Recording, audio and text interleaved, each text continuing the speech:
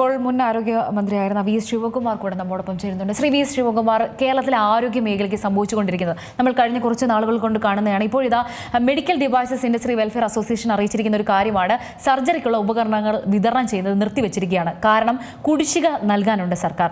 എന്തൊരു കഷ്ടമാണ് ഈ നടക്കുന്നത്. ഇതിന്റെ പേരിൽ തന്നെ ഒരുപാട് ആളുകൾക്കാണ്, ഒരു സാധാരണക്കാർക്കൊക്കെ തന്നെ സർജറി അടക്കം മുടങ്ങുന്ന ഒരു സാഹചര്യത്തിലേക്കൊക്കെ പോയിരിക്കുകയാണ്. ഈ സർക്കാർ എന്തുകൊണ്ടാണ് കൃത്യമായിട്ടൊരു ഇടപെടൽ നടത്താത്തത്? ഇതിപ്പോ എക്യുപ്മെന്റ് വാങ്ങുന്നതിന് ഉള്ള കുടിശ്ശിക കൊടുക്കാനുള്ളത് കൊണ്ടാണ് ഈ സാഹചര്യം ഉണ്ടായതെന്നുള്ളതാണ് ഞാൻ മനസ്സിലാക്കുന്നത്. ഗവൺമെന്റ് ഈ കാര്യങ്ങളിൽ വളരെ ഉത്തരവാദിത്വത്തോടുകൂടി പെരുമാറേണ്ട നടപടികൾ സ്വീകരിക്കേണ്ട ഒരു മേഖലയാണ് ഈ ആരോഗ്യ മേഖല എന്ന് പറയുന്നത്.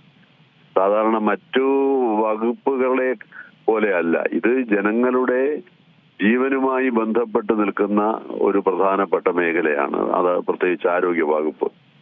അപ്പൊ ആരോഗ്യ വകുപ്പിൽ ചെറിയ ചെറിയ പാകപ്പിഴകൾ ഉണ്ടായാൽ തന്നെ അത് സാധാരണക്കാരായിട്ടുള്ള ആളുകളുടെ ആശ്രയ കേന്ദ്രമാണ് സർക്കാർ ആശുപത്രികൾ എന്ന് പറയുന്നത്. അപ്പൊ അവിടെ ഓപ്പറേഷൻ എത്തുന്ന ആളുകൾ, പ്രത്യേകിച്ച് മെഡിക്കൽ കോളേജുകളിൽ, മെഡിക്കൽ കോളേജ് എന്ന് പറഞ്ഞു കഴിഞ്ഞാൽ നമ്മുടെ കേരളത്തിലെ സർക്കാർ മേഖലയിലുള്ള ഏറ്റവും അവസാനത്തെ ഒരു ആശ്രയമാണ് സർക്കാർ മെഡിക്കൽ കോളേജുകൾ. അവിടെ ഇപ്പോ നമ്മൾ വിചാരിക്കുന്നത് പോലെ ഈ പ്രചരണങ്ങൾ നടത്തി, PR ഏജൻസി വഴി പ്രചരണങ്ങൾ നടത്തി കാര്യങ്ങൾ എല്ലാം ഭംഗിയാണ് എന്നുള്ള ഒരു സാഹചര്യത്തിലേക്ക് അവർ പ്രചരണങ്ങൾ നടത്തുന്നുവെങ്കിൽ പോലും യാഥാർത്ഥ്യം അവിടെ ഡോക്ടർ ഹാരിസിനെ പോലെയുള്ള ആളുകൾ വിളിച്ചു പറഞ്ഞതാണ്. അതിനുപരിയായിട്ടാണ് ഇപ്പൊ പൊതുവായിട്ട് എക്യുപ്മെന്റ്സിന് വാങ്ങി കൊടുക്കുന്നതിന് കാശില്ലാത്തത് കൊണ്ട് അതെല്ലാം അവർ നിർത്തിവെച്ചിരിക്കുന്നു എന്ന് പറയുമ്പോൾ കൂടുതൽ ഗൗരവതരമായ കാര്യങ്ങളിലേക്ക് പോവുകയാണ്.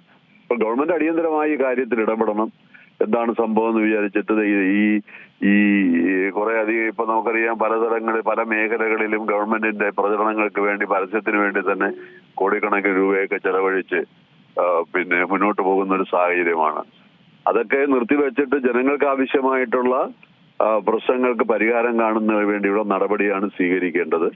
ഈ എക്യുപ്മെന്റ് അടിയന്തരമായി എക്യുപ്മെന്റ്സ് വാങ്ങിക്കൊടുക്കുന്നതിന് അവിടെ ഡ്യൂസ് ഉള്ള തുക മുഴുവൻ അടിയന്തരമായിട്ട് അനുവദിക്കാൻ ധനകാര്യ വകുപ്പ് തയ്യാറാകണം. ആരോഗ്യമന്ത്രി ഈ കാര്യത്തിൽ ഇടപെടണം. ആവശ്യമെങ്കിൽ മുഖ്യമന്ത്രി തന്നെ ഇടപെട്ട് ഈ പ്രശ്നങ്ങൾ പരിഹരിക്കുന്നതിന് വേണ്ടിയുള്ള നടപടി സ്വീകരിക്കണം. ആരോഗ്യമന്ത്രിയായിരുന്നു. അപ്പോൾ അങ്ങേക്ക് കൃത്യമായിട്ട് തന്നെ അറിയാവുന്ന ഒരു കാര്യമാണ് ഈ വകുപ്പിലെ കാര്യങ്ങളൊക്കെ എങ്ങനെയാണ് മുന്നോട്ട് പോകുന്നത് എന്നുള്ളൊരു കാര്യം. ഒരു ആരോഗ്യമന്ത്രിക്ക് പരിഹരിക്കാൻ സാധിക്കുന്ന പ്രശ്നങ്ങളല്ലേ ഇപ്പോൾ ഈ നടക്കുന്നതൊക്കെ? ആരോഗ്യമന്ത്രിയാണല്ലോ ഇതിന് നേതൃത്വം കൊടുക്കേണ്ടത്. ആരോഗ്യമന്ത്രി പ്രശ്നങ്ങൾ പരിഹരിക്കാൻ അവർ മുൻകൈ എടുക്കണം. കാരണം ഇത് ധനകാര്യ വകുപ്പ് തുക അനുവദിക്കണം. മെഡിക്കൽ സർവീസ് കോർപ്പറേഷന് മരുന്ന് വാങ്ങുന്നതിനും എക്യുപ്മെന്റ് വാങ്ങുന്നതിനും ഒക്കെ കാശ് കൊടുക്കുന്നത് ധനകാര്യ വകുപ്പാണ്. അപ്പൊ ധനകാര്യമന്ത്രി ഈ കാര്യങ്ങളിലെ മറ്റേത് വകുപ്പിനെ കൂടുതലായിട്ട് ആരോഗ്യ മേഖലയ്ക്ക് പ്രാധാന്യം കൊടുക്കണം. ഞങ്ങളുടെ കാലഘട്ടത്തിൽ ഈ ആരോഗ്യ മേഖലയിലുണ്ട എത്ര കോടി രൂപയാണ് ഓരോ മേഖലയിലും ഈ സൗജന്യ മരുന്ന് വിതരണത്തിനായിരുന്നാലും എക്യുപ്മെന്റുകൾ വാങ്ങുന്നതിനായിരുന്നാലും പുതിയ മെഡിക്കൽ കോളേജുകൾ തുടങ്ങിയ കാര്യത്തിലൊക്കെ ആയിരുന്നാലും എത്ര കോടി രൂപയാണ് ആ മേഖലയിൽ ചെലവഴിച്ചത്. അന്ന് മുഖ്യമന്ത്രിയായിരുന്ന ഉമ്മൻചാണ്ടി ഈ ആരോഗ്യ മേഖലയ്ക്ക് ഏറ്റവും പ്രാധാന്യമാണ് നൽകിക്കൊണ്ട് ഞാൻ ഓർമ്മിക്കുകയാണ്. സൗജന്യ ചികിത്സാ പദ്ധതികളും കാര്യങ്ങളും ഒക്കെ എത്ര കോടി രൂപയുടെ പദ്ധതികളാണ് ഞങ്ങളന്ന് നടപ്പിലാക്കിയത്. അപ്പൊ അതുപോലെ ഈ കാര്യത്തിൽ ധനകാര്യ വകുപ്പ് ഇടപെടണം. അതിന് നേതൃത്വം കൊടുക്കണം ആരോഗ്യ വകുപ്പ് മന്ത്രി.